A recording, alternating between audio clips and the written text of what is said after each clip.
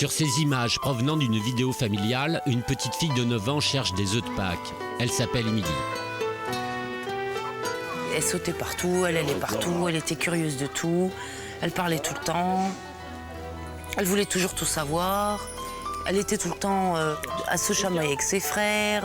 C'était une petite fille, comme toutes les petites filles de 9 ans, qui jouent, qui rient, qui vont à l'école, qui vivent normalement, quoi. Un an et demi plus tard, la vie d'Émilie n'a plus rien de normal. C'est en ambulance qu'elle rentre chez elle tous les week-ends.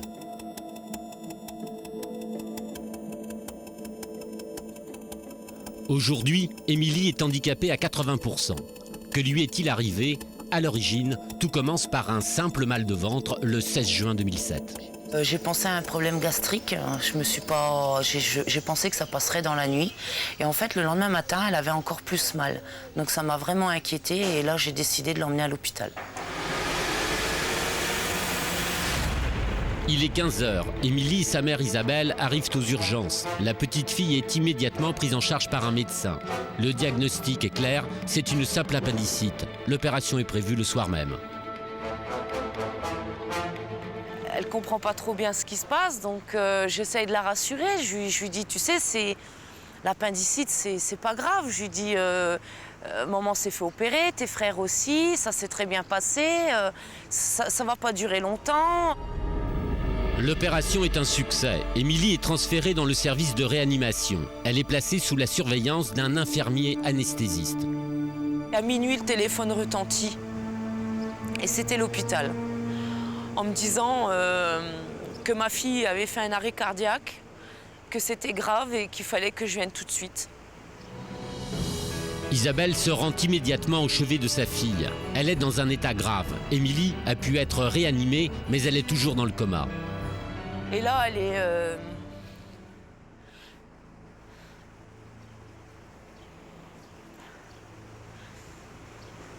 Elle est sur un brancard.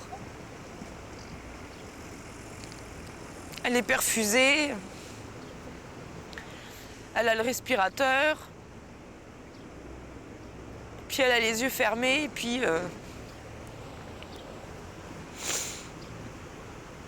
Puis on ne sait pas ce qui se passe, quoi. Selon les premières informations, Émilie aurait fait un arrêt cardiaque qui aurait duré entre 2 et 5 minutes. Isabelle n'en saura pas plus pour l'instant. Émilie est transférée dans un autre hôpital en service de réanimation infantile. Le médecin nous dit il faudra qu'on lui fasse un IRM. Et l'IRM, une fois fait,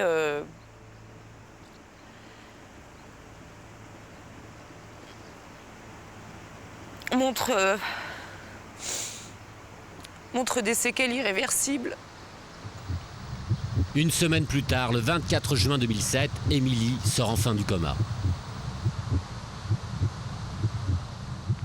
Elle a ouvert les yeux étaient révulsés. Ses bras étaient comme une poupée de chiffon. Elle n'avait pas de réaction. Elle n'entendait pas ce qu'on lui disait. C'était horrible, quoi. Un mois plus tard, aucune amélioration de l'état de santé d'Émilie. L'hôpital décide donc de la transférer dans un centre de rééducation. À son arrivée, le bilan du médecin est sans appel. Il n'y a aucune communication possible. L'alimentation ne peut se faire par voie orale. Il n'y a aucune motricité volontaire.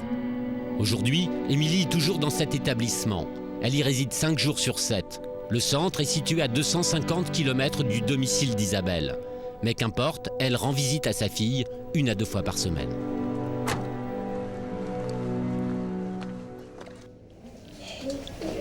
Je suis là, ma puce. Je suis là. Oui, elle est là, maman.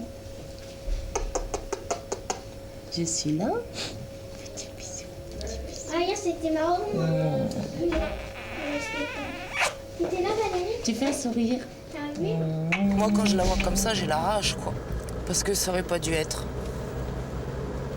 C'est pas comme ça qu'elle devrait être aujourd'hui, quoi.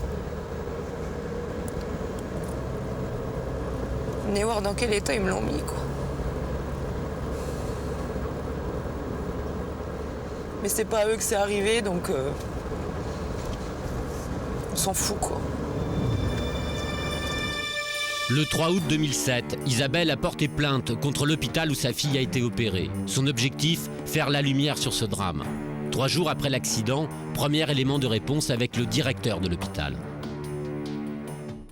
Quand il nous a reçus, il nous a appris que l'infirmier anesthésiste chargé de surveiller Émilie en salle de réveil en permanence s'était absenté. Donc au moment où elle a fait son arrêt cardiaque, personne n'était présent en salle de réveil pour la secourir. Donc quand il est arrivé, Émilie était, on va dire, morte, quoi. Donc elle a dû être réanimée. Mais malheureusement, son arrêt cardiaque a duré à peu près 18 minutes. Donc ce qui fait que pendant 18 minutes, elle a manqué d'oxygène, ce qui laisse des séquelles très graves à son cerveau.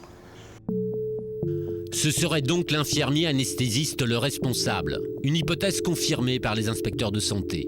Leur rapport conclut à une faute et une responsabilité directe de l'infirmier anesthésiste. Selon nos informations, ce dernier aurait été suspendu depuis par la direction de l'établissement. L'hôpital, lui, ne se sent pas fautif.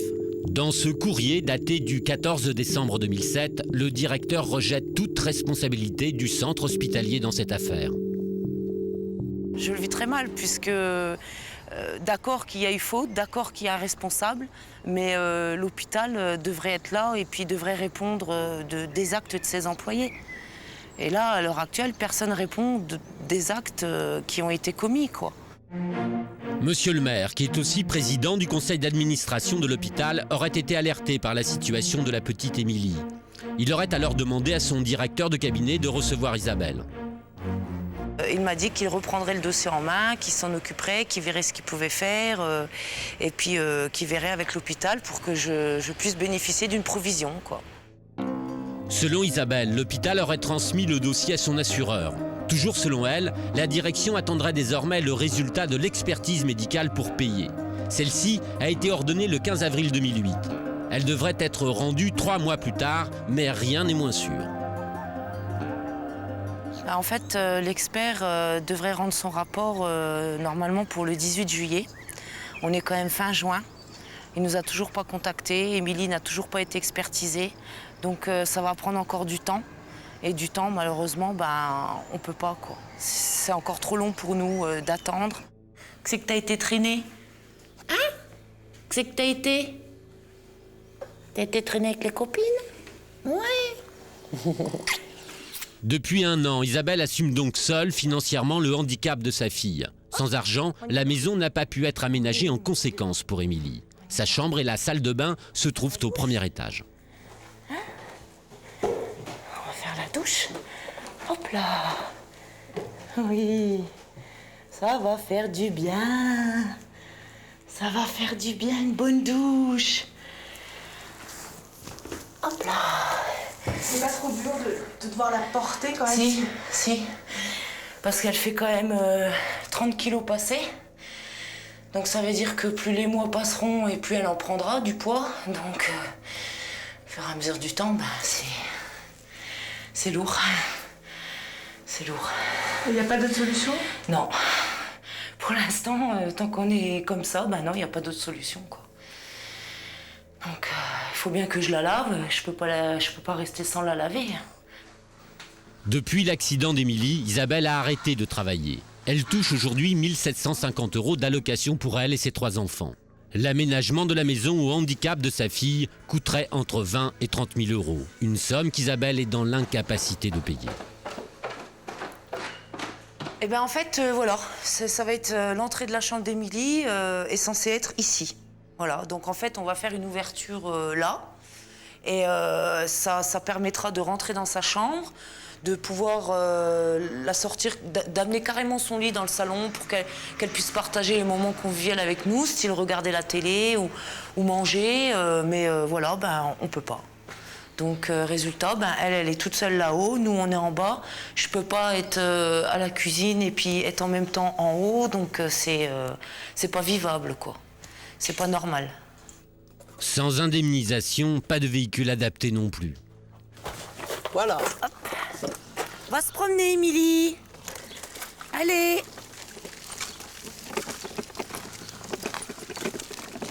Les balades, voilà, c'est dans la rue en face de chez nous, c'est un petit peu dans le village, mais on peut rien faire d'autre, quoi. Ne rien faire d'autre, faute de moyens. Attendre une indemnisation qui tarde à venir. Une fois l'expertise rendue, et si la procédure suit son cours normalement, Isabelle pourrait encore attendre 2 ans avant de toucher le moindre centime. À moins que l'hôpital et l'assurance n'en décident autrement. Voilà, et à moins que, sans aucun doute, ne réussisse à faire avancer ce dossier, du moins nous allons, nous, ici sur ce plateau, avec notre spécialiste médical, Dominique Courtois, médecin expert, bonsoir. On compte énormément sur vous, sur ce dossier. Et Isabelle et Rémi, on va essayer d'être là avec vous, à vos côtés, et de ne pas vous abandonner. Aujourd'hui, comment est Émilie ? Elle vous entend, elle vous comprend, Elle entend très bien, mais est-ce qu'elle comprend ? On ne sait pas. Je garde au fond de mon cœur qu'elle me reconnaît, qu'elle me comprend, et j'en suis pas sûre. Rémi, au quotidien, comment pouvez-vous être là ? Comment pouvez-vous aider ? J'ai une bien petite place à côté de ce qu'Isabelle fait pour sa fille. C'est pas explicable. Il n'y a pas de mots pour expliquer ça. On fait ce qu'on peut, quand on peut. Et Émilie n'a jamais reçu non plus d'excuses, comme vous ? Non, jamais. On comprend, on se met à votre place, mais non, ils ne peuvent pas se mettre à notre place. C'est pas possible. Les médecins n'ont jamais rien dit, le directeur de l'hôpital non plus, l'infirmier anesthésiste, on va l'appeler comme ça, on a une nouvelle de qui pendant 18 minutes s'est absenté. Non, même pas une visite, même pas un petit mot, je sais pas, ou dire est-ce qu'on pourrait la voir, est-ce que... Non, rien.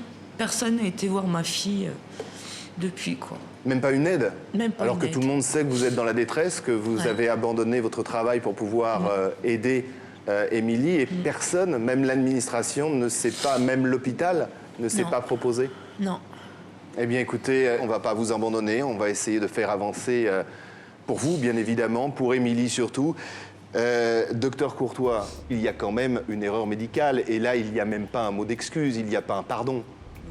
On est devant une situation qui est à la fois, si vous voulez, dramatique sur le plan médical et scandaleuse sur le plan humain. Dramatique sur le plan médical, puisqu'en fin de compte, en 2 mots, Christophe, après toute intervention chirurgicale, la loi veut maintenant que l'on mette en salle de réveil. C'est-à-dire que vous n'êtes pas complètement réveillé et vous êtes surveillé par des praticiens compétents, anesthésistes ou infirmiers anesthésistes, jusqu'au réveil complet où on vous ramène dans votre chambre. Et là, qu'est-ce qui s'est passé ? Ce qui se passe, on le sait très bien, c'est qu'après le réveil que l'on a constaté dans la salle d'intervention, en salle de réveil, elle a fait un arrêt cardiaque. Et comme l'anesthésiste, pour des raisons inconnues, n'était pas dans la salle, elle est restée plusieurs minutes. Le cœur 18 minutes au total. À 4 minutes, de toute manière, on a des lésions irréversibles du cerveau.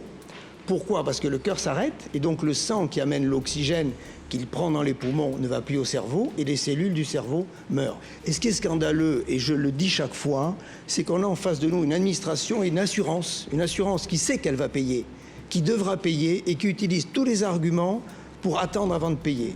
Maître Del Rio, est-ce qu'il n'y a pas là aussi une autre voie à explorer pour aller peut-être encore un peu plus vite ? Alors il y a des procédures qui peuvent être initiées pour solliciter une provision, puisque la responsabilité est avérée, elle est établie dans le dossier, si ce n'est qu'aujourd'hui, nous avons une loi qui prévoit une procédure assez complexe et des compagnies d'assurance, des hôpitaux, des dysfonctionnements volontaires pour retarder des indemnisations, c'est-à-dire que nous avons des gens face à nous qui vont jouer de la froideur de la loi, qui vont partir comme étant les plus froids des monstres froids en nous expliquant « j'ai la loi pour moi, je peux retarder l'indemnisation ». On va ce soir, sans aucun doute, aider Émilie et sa famille.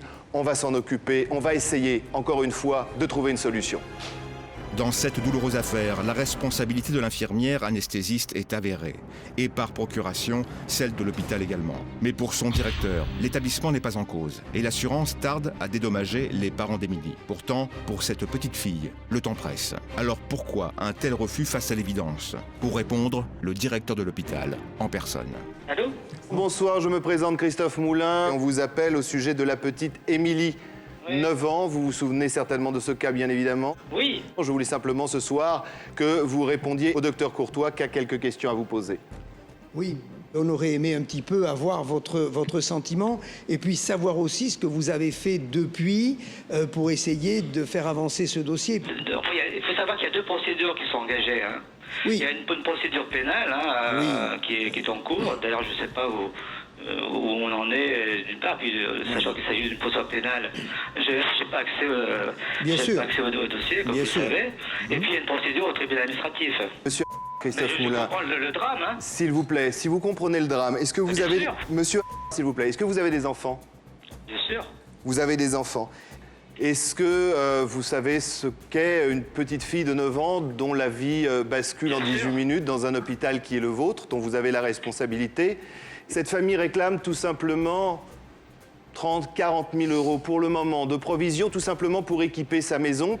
Je m'adresse juste à l'homme et arrêtons avec les tribunaux, les plaintes, les expertises, devant des millions de Français qui vous regardent. Est-ce que vous pouvez tout simplement, ne serait-ce que vous engager, prêter une voiture, prêter du matériel, aider, humain, un peu d'humain, si jamais vous n'arrivez même pas à vous excuser de ce qui s'est passé? C'est possible? Mais il faut venir me voir pour donc faire cette demande-là, pour regarder ce qu'on Alors, peut faire. est-ce que vous êtes...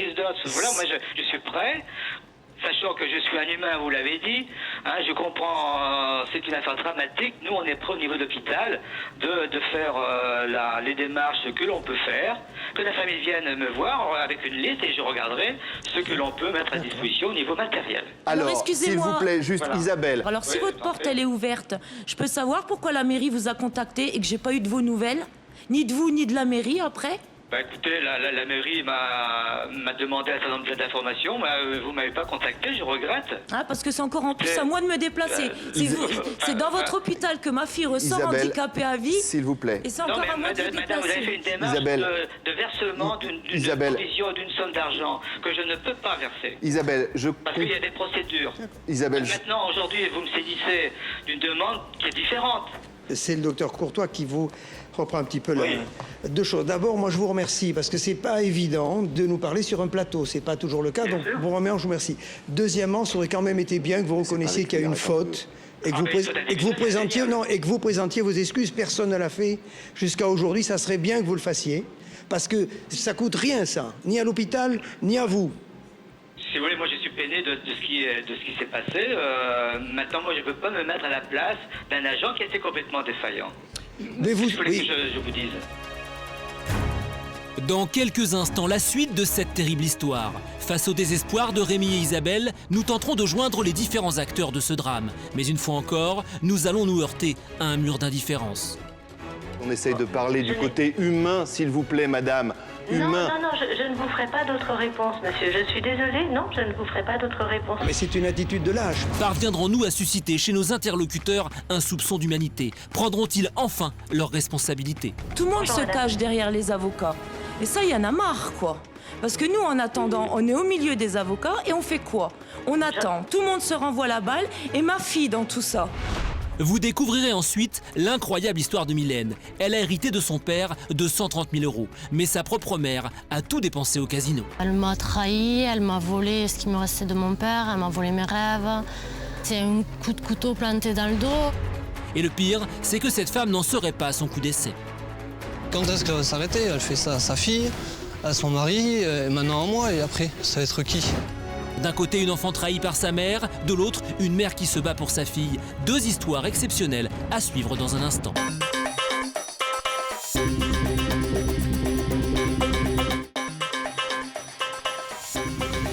Il y a quelques minutes, nous vous racontions la terrible histoire de la petite Émilie. À la suite d'une opération de l'appendicite, elle s'est trouvée plongée dans le coma et a fait un arrêt cardiaque. Elle est aujourd'hui privée de la vue, de la parole et de toute motricité. Si la responsabilité de l'hôpital est avérée, son assureur refuse, lui, toute indemnisation. Les parents d'Émilie réclament réparation auprès du directeur de l'établissement hospitalier. Nous sommes en ligne avec lui. Je suis peiné. Oui, vous êtes peiné. Il s'agit de présenter des excuses. J'ai un cœur humain, mais bien sûr que je les présente. Mais moi, je suis directeur d'hôpital d'un établissement dans lequel sa responsabilité n'est pas engagée. Monsieur le directeur, Denis Del Rio, avocat, conseil de l'émission, et non pas d'une des parties. Monsieur le directeur, vous avez adressé au mois de décembre à votre assureur un courrier par lequel vous stigmatisez le comportement de votre agent, mais où vous portez cette phrase qui est terrible: la responsabilité du centre hospitalier n'est donc pas engagée dans cette affaire. Définitivement, ce monsieur nie la responsabilité de son établissement et se réfugie derrière les procédures. Face à un tel mur, Christophe Moulin va tenter de le sensibiliser à la détresse de Rémi et Isabelle. S'il vous plaît, c'est Christophe Moulin qui vous parle. Ce débat-là, on pourra l'avoir certainement après, un débat juridique. Nous étions tout à l'heure arrivés sur un terrain qui me paraissait beaucoup plus constructif et intéressant. Je suis aux côtés d'Isabelle, la maman d'Émilie. Ce que je voudrais savoir, est-ce que vous vous engagez à nouveau devant ces deux parents à ce que votre porte, 1, soit ouverte, 2, que vous les receviez, que vous étudiez la liste et pourquoi pas avec notre spécialiste et notre expert, le docteur Courtois, qu'on prenne un rendez-vous ici sur ce plateau et que vous répondiez sans autre intermédiaire que vous-même à leurs besoins et à leurs demandes. Est-ce que vous pouvez vous engager là-dessus, s'il vous plaît? Bien sûr. D'accord. Quand est-ce que vous pouvez vous voir? Je vous rappelle, pour vous dire la semaine prochaine, le jour où... on ne bouge pas. Isabelle et Rémi sont suspendus à ce coup de téléphone, donc on attend votre appel et on boucle le rendez-vous pour la semaine prochaine. À tout de suite. Merci. Allez. Merci, à tout de suite. Alors, bien évidemment, c'est un premier pas. On pense tous, bien évidemment, à Émilie. C'est difficile de vous demander ça, mais... satisfait de ce premier pas, de cet homme avec qui vous n'avez pas de contact, qui se retranchait derrière le label hôpital de voilà, faut être ici pour que ça bouge, quoi. C'est quand même incroyable. Mais c'est vraiment merci. Vraiment merci parce que... On pense à Émilie, vous inquiétez pas, ça va continuer à bouger. Merci à tous, on continue notre enquête. Pour les parents d'Émilie, c'est une avancée. Le directeur de l'hôpital a fait une demande d'ordonnance en référé afin que la famille puisse toucher une provision. Mais pour Émilie, il y a urgence. Nous souhaitons donc viser plus haut. Nous contactons alors monsieur Luc Chatel, porte-parole du gouvernement et maire de la commune de cet hôpital. En ligne, sa chargée de communication. Oui, allô? Bonjour, Christophe Moulin, émission Sans aucun doute à l'appareil. Oui. J'aurais voulu joindre monsieur Chatel, s'il vous plaît, et cela de façon urgente. Bien sûr, mais je suis au courant de voilà. l'affaire. On parle de la petite fille. La petite Émilie. Très bien, madame, et je vous remercie d'ailleurs d'être au courant de ce sujet. Ça fait plaisir dans ce dossier d'avoir quelqu'un qui s'en préoccupe. Et honnêtement, le seul truc que j'ai à demander à monsieur Chatel, c'est un tout petit peu d'humanité au-delà des procédures dans ce dossier. Donc voilà. Évidemment, et on reconnaît le drame humain et ça nous meurtrit, et monsieur Chatel le premier. Alors si je peux, si je peux l'avoir dans le cadre de cette émission et on arrive à trouver une... Je vous arrête tout de suite, le problème c'est absolument pas cette affaire. Ce qu'on voudrait, madame, en fin de compte. C'est que monsieur Chatel, là, et c'est pas qu'il ne veut pas, c'est qu'il est à la LME, il peut absolument pas quitter le banc. Ça c'est vraiment et quand est-ce que... Ce qu'on peut faire en revanche, et ça c'est évident que nous on comptait le faire, là il y a pas mal d'urgence avec tout ce qui se passe, mais évidemment qu'on a envie de vous parler sur ce sujet, en revanche on le fera en off. Voilà. Donc Ève, notre journaliste... Il y a eu une faute et c'est terrible, et la faute a été effectivement l'infirmier, je sais, a été évidemment tout de suite licencié, ce qui est absolument normal, mais voilà, au-delà de ça, effectivement, nous, on veut aider. Donc, je vous rappelle, dans le quart d'heure, dans le quart d'heure, la demi-heure. Merci de nous avoir répondu. On attend de vos nouvelles, on attend votre appel, et on veut vraiment que monsieur Chatel, au-delà de toutes les administrations et des procédures qui polluent ce dossier, encore une fois, on arrive rapidement à un règlement. Merci beaucoup. Merci beaucoup. Merci, à tout de suite. Le dossier d'Émilie est, semble-t-il, entre de bonnes mains. Mais il nous reste une piste à explorer, et pas la moindre. L'assurance de cet hôpital. Une négociation qui va s'avérer bien plus compliquée. Allô? Oui, bonjour madame. Oui, bonjour docteur. Oui, je me permets de vous rappeler, parce que j'ai fait part de notre conversation téléphonique, aussi bien à la famille d'Émilie qu'aux différents participants, à Christophe Moulin, animateur de l'émission, et ils ne peuvent pas croire que, effectivement, votre seule réponse soit une non-réponse. Et c'est d'ailleurs chaque fois la même chose, si j'ai bien compris, avec vous. Mais est-ce qu'au moins vous pouvez nous dire, ou dire aux parents, d'Émilie, que le dossier, vous en avez pris connaissance, qu'effectivement il est en cours et que vous y apportez toute l'importance qu'il convient. En fait, le problème n'est pas là. Je ne souhaite pas donner d'informations pour votre émission télévisée sur un dossier qui est actuellement en cours. Oui, mais alors je vais vous expliquer quelque chose en 2 mots. Oui. C'est qu'avec cette attitude-là, comment fait-on quand on a des dossiers qui sont pris en charge par votre assurance ? Parce qu'en fin de compte, c'est une attitude de... Non, mais c'est une attitude de lâche, parce qu'en fin de compte, vous dites on ne communique pas, et donc on ne peut pas traiter les dossiers avec vous. Non, nous ne souhaitons pas que nos dossiers soient évoqués dans une émission télévisée. C'est aussi simple que cela. Mais madame, il y a un problème, c'est que de toute façon, souhaité ou pas souhaité, c'est Christophe Moulin qui vous parle. Ce dossier, bien évidemment, on l'évoque. Surtout qu'on arrête d'évoquer les dossiers parce que je trouve ça particulièrement pénible dans cette émission et qu'on essaye de parler du côté humain. Non, je ne vous ferai pas d'autres réponses, monsieur. Je suis désolée, non, je ne vous ferai pas d'autres réponses. Nous n'évoquons pas ce dossier. Je ne veux pas, madame, télévisée. madame, je ne veux pas, on est sur ce plateau avec la mère et le beau-père de la petite Émilie. Je ne vais pas vous dire que je me fous de ce dossier.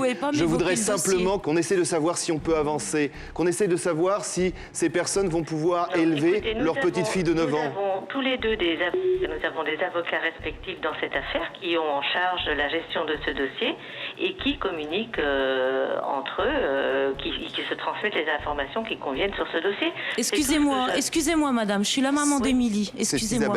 Mais justement, tout le monde se cache derrière les avocats. Et ça, il y en a marre, quoi. Parce que nous, en attendant, on est au milieu des avocats et on fait quoi? On attend. Tout le monde se renvoie la balle. Et ma fille dans tout ça? Non, il n'est pas question. Non, la position de ma fille, c'est ça que je vous demande. Nous ne souhaitons pas évoquer cette affaire qui est une affaire dramatique. Nous ne souhaitons pas l'évoquer dans le cadre d'une émission télévisée. Nous avons tous les deux des avocats. De toute façon, vous n'avez pas le choix parce qu'on y est à l'émission de télévision. Parce que de toute façon, il faut en arriver là. Alors, vous n'avez pas le choix. Hein. Madame ? Oui. Bonjour madame, je suis le beau-papa d'Émilie. Je voulais juste... Bonjour monsieur. Bonjour, je voulais juste dire, voilà, monsieur Christophe Moulin, vous parlez d'un petit côté humain. Je vous remercie madame pour votre humanité. Au revoir. Malgré son indifférence, l'assureur nous a promis qu'il étudierait le dossier d'Émilie. Pour cette famille, il va donc falloir encore attendre. Une attente de courte durée, car suite à notre enregistrement, une bonne nouvelle va se présenter aux parents d'Émilie. 2 jours après l'enregistrement, nous retrouvons Isabelle chez elle, entourée de sa fille et de Rémi, son compagnon. Aujourd'hui, c'est un grand jour. Comme prévu lors du plateau, monsieur le maire et porte-parole du gouvernement Luc Châtel accepte de la recevoir. Ça faisait longtemps qu'on attendait quand même ce moment-là. On compte beaucoup sur ce rendez-vous, oui. Effectivement, c'est très très important pour nous, ouais. Surtout pour elle, surtout pour Émilie. J'attends de voir, j'attends qu'il y ait des choses de concrètes. J'ai un peu marre que la roue elle tourne toujours, que la roue elle patine et j'ai pas envie que cette roue elle patine encore, quoi, c'est tout. Le rendez-vous est fixé à plus de 100 km du domicile d'Isabelle. Il a fallu s'organiser. Sans véhicule adapté au handicap d'Émilie, Isabelle n'a pas eu le choix. Elle a dû faire appel à une ambulance.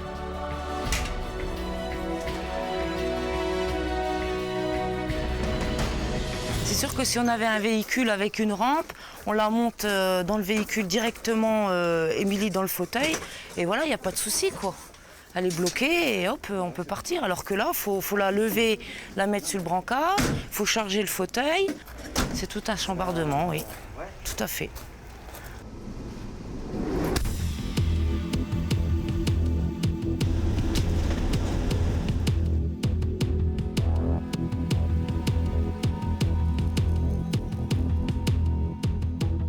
Une heure plus tard, les voilà enfin sur place. Il est 16h. À la mairie, ils sont accueillis par le directeur de cabinet. Bonjour. Quelques minutes plus tard, le maire arrive. Enchanté, bonjour madame. Bonjour monsieur le maire. Bonjour madame. Bonjour. On va y aller ou... Le maire n'a pas souhaité que nous filmions l'entretien. Nous attendons donc à l'extérieur.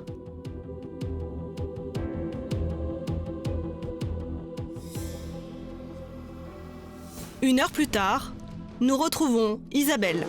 Au revoir. Et puis, on se tient au courant. Allez, au revoir. Oui, merci. Vraiment. Je vous remercie. Merci au courant. Merci à vous. Monsieur François. Merci. Allez, au revoir. Au revoir. Monsieur le maire a été très compréhensif et très touché par la situation d'Émilie. Il a vraiment usé de sa notoriété vraiment pour faire avancer les choses. Et la bonne nouvelle, c'est que d'ici fin juillet, on devrait pouvoir avoir une indemnisation.